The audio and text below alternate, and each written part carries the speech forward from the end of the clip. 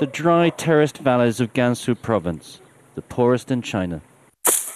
The farmers here remember the days when starvation was common. Today things are better, but eking out a living from the barren soil is tough.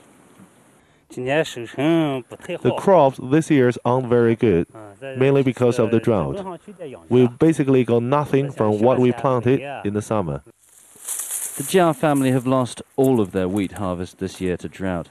They still have the potato crop, and the government has promised to make up some of their losses. Nonetheless, life is hard.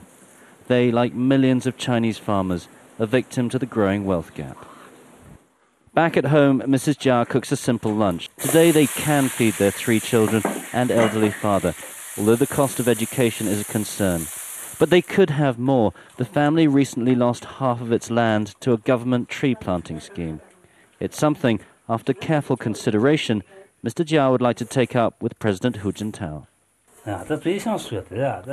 If I really do need to say one thing to Hu Jintao, it would be about the policy of turning farmland into forest.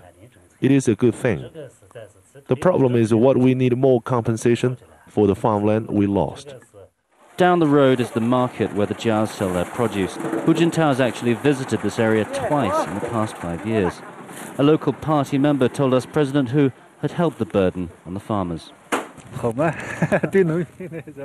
He's a good man. He's done a lot of good things to help farmers with their tax burden, and he's helped a lot of kids go to school. But that rosy outlook isn't shared by everyone. Healthcare is expensive, and again, the issue of education.